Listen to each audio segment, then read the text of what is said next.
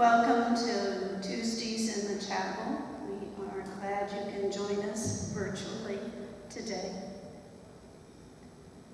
For our responsive call to worship, hear these words. God, we gather to worship you, the one who creates all things.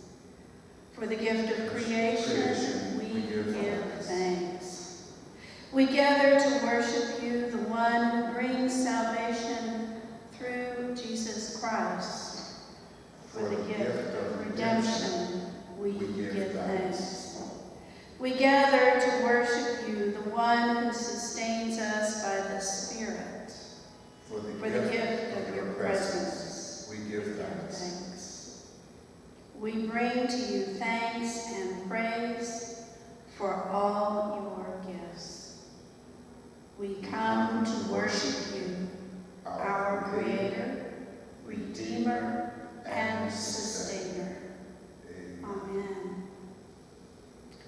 We have a few moments to breathe in the cleansing breath of God and to release whatever it is we need to release.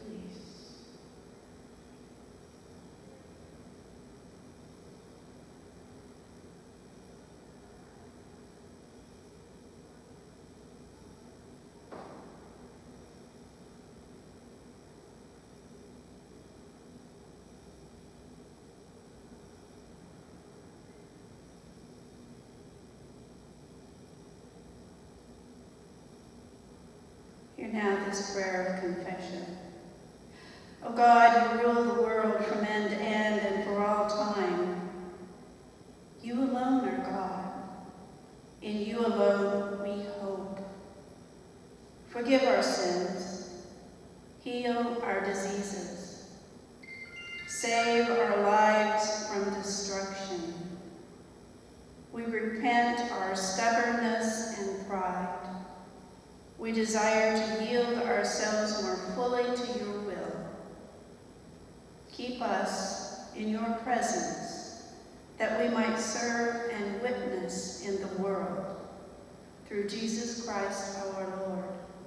Amen. Before I read the scripture, I want to introduce Reverend Sonnye Dixon, who is the pastor of Hobson United Methodist Church. We are grateful for his presence this day, and he will be delivering the message for us. Hear these words of scripture from the Gospel of John. As he walked along, Jesus saw a man blind from birth. His disciples asked him, "Rabbi, who sinned, this man or his parents, that he was born blind?" Jesus answered, "Neither this man nor his parents sinned. He was born blind so that God's work might be revealed in him. We must work the works of him who sent me while it is day. Night is coming when no one can work. As long as I am in the world, I am the light of the world." When he had said this, he spat on the ground and made mud with the saliva and spread the mud on the man's eyes, saying to him, "Go wash in the pool of Siloam," which means sent. Then he went and washed and came back able to see. The neighbors and those who had seen him before as a beggar began to ask, "Is this not the man who used to sit and beg?" Some were saying, "It is he." Others were saying, "No, but it's someone like him." He kept saying, "I am the man." But they kept asking him, "Then how were your eyes opened?" He answered, "The man called Jesus made mud, spread it on my eyes, and said to me, 'Go to Siloam and wash.' Then I went and washed and received my sight."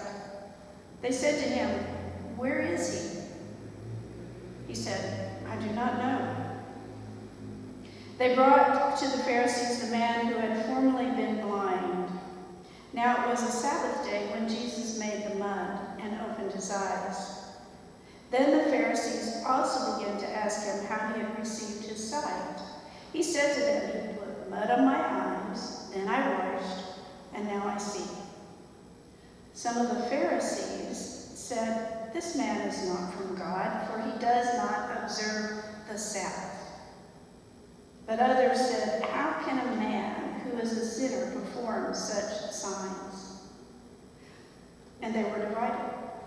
So they said again to the blind man, "What do you say about him? It was your eyes that he opened." The man said, "He's a prophet." The Jews did not believe that he had been blind and had received his sight until they called the parents of the man who had received the sight and asked them, "Is this your son, who you say was born blind? How then does he see now?" His parents answered, "We know that this is our son and that he was born blind. But we do not know how it is that now he sees, nor do we know who opened his eyes. Ask him. He is of age. He will speak for himself." His parents said this because they were afraid of the Jews, for the Jews had already agreed that anyone who confessed to Jesus to be the Messiah would be put out of the synagogue.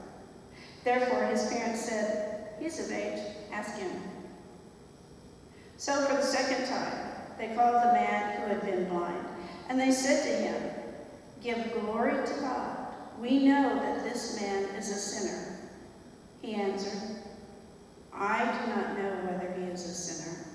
One thing I do know, though, that though I was blind, now I see." They said to him, "What did he do to you? How did he open your eyes?" He answered them, "I have already told you, and you would not listen. Why do you want to hear it again? Do you also want to become his disciples?" Then they reviled him, saying, "You are his disciple, but we are disciples of Moses. We know that God has spoken to Moses, but as for this man, we do not know where he comes from." The man answered, "Here is an astonishing thing. You do not know where he comes from, and yet he opened my eyes. We know that God does not listen to sinners, but he does listen to one who worships him and obeys his will. Never since the world began has it been heard that anyone opened the eyes of a person born blind. If this man were not from God, he could do nothing." They answered him, "You were born entirely in sins, and you're trying to teach us?" And they drove him out. Jesus heard that they had driven him out, and when he found him, he said, "Do you believe in the Son of Man?" He answered, "And who is he, sir? Tell me so that I may believe in him." Jesus said to him, "You have seen him, and the one speaking with you is he." He said, "Lord, I believe." And he worshipped him. Jesus said, "I came into this world for judgment, so that those who do not see may see, and those who do see may become blind." Some of the Pharisees near him heard this and said to him, "Surely we are not blind, are we?" Jesus said to them, "If you were blind, you would not have sin. But now that you say, 'We see,' your sin remains." Blessed be the reading of God's holy word. Thank you, John, for doing such a beautiful job of sharing with us on the story.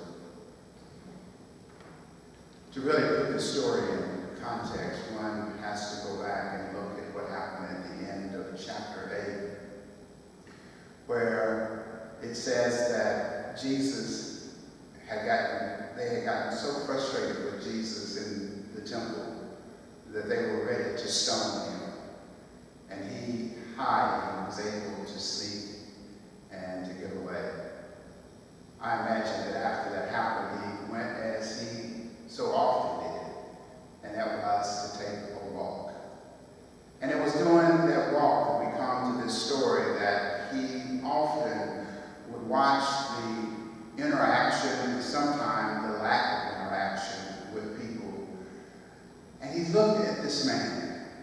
this blind man.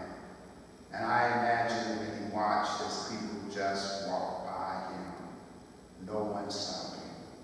As he sat there with his cup, as he had done since his very birth, begging for existence. The story says that there were some disciples with him, and I imagine these were new disciples because the old disciples probably would have known better than to ask him a question. But they asked the question, Jesus, who sinned, this man or his parents? And Jesus said, neither. But he exists so that the glory of God might be seen. I imagine it caused him a little anxiety as all of these people gathered around him and these strange voices that he heard. And he probably thought that once again that the kind of indignation that he had often suffered from time was happening again when he heard someone spit. And little did he know that the person who was spitting would ultimately take and make a salve of mud and rub it over his eyes. And then that voice that had stepped up and had defended him and said that this man nor his parents had sinned, told him to go and to wash in the pool of Siloam. We know the rest of the story, that he goes, as we heard in our reading. He goes and he washes. But the thing that stood out for me, that after he gets and he has his sight, the kind of excitement that he must have had within his spirit, a person who had never seen and was going and wanted to see the people, that voices that he had heard before, and to finally be able to put pictures and to be able to see in their faces. How utterly disappointed he must have been that he never got to see a smile.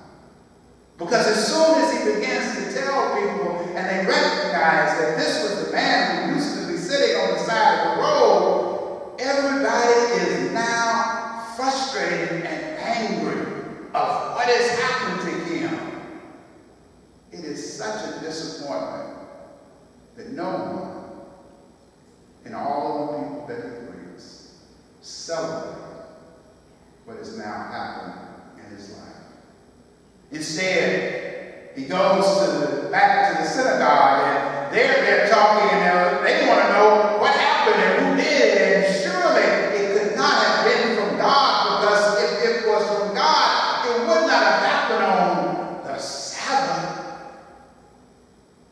And he's telling his story, and no one believes his story. Oh, I can't even begin to imagine that after his parents are told that their son has their sight and they're summoned to the synagogue and they're asking them, is this your son? Yes, this is my son. But as far as to how he got his sight, we don't know. Ask him. Because they were more fearful of being put out than in celebrating what had now happened to their son. I think it was in the midst of that disappointment that he had questions for himself, of asking himself, maybe it would have been better off for me if I had just remained blind. And the story lets us know that he goes back to the place. He goes back probably to the corner, maybe as to the side of the road where he had left his stuff before, and sat there and pondered in himself, what am I going to do now? Because surely no one will help me now. I'm in worse shape than I was before. But then it tells us that Jesus came and and sat down beside him and asked him, "Do you believe in the Son of God?" And he says, "Yes, just tell me who he is. I mean, and finally, I want to be able to worship him. I want to be able to, that at least if I'm not welcome in the synagogue, at least I will be welcome to this one." And Jesus says, "You have seen him. I am he." Before, when his eyes had opened, he was able to see the things that were around him, but now, in this encounter with Jesus, he was able to see the light of grace, that grace had come into his life. And that somehow, I just believe that he knew that regardless of whether or not he would ever be accepted into the community, he would always have one of whom he could depend upon to provide grace for him.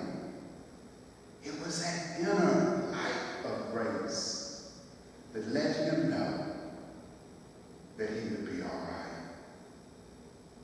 I wish the story that John had ended the story there, because then we could just celebrate in ourselves that miracle that had taken place, and for those of us who need a miracle in our lives, could just sit and wait for our own encounter. But John tells us that the Pharisees asked him the question, "Are we blind? I mean, we hear what you're saying to this man, and we want to know about us."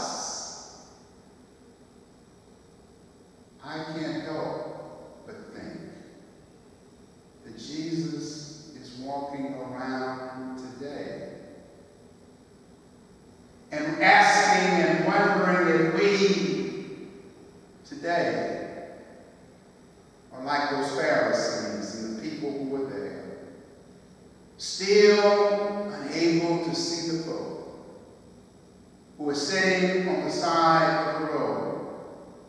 And even for those of whom transformation has come in their lives, because we have become so accustomed in the midst of our judgmental spirit of wondering and questioning why it is that God continues to work and to bless the lives of those of whom we have pushed away. We have gone and we are in the midst of some very difficult and challenging times within our communities. The COVID-19 pandemic has pushed us to the point, and as I was coming to this place this day, I could not help but to look at the corner where I saw a man who was standing there begging as he normally does.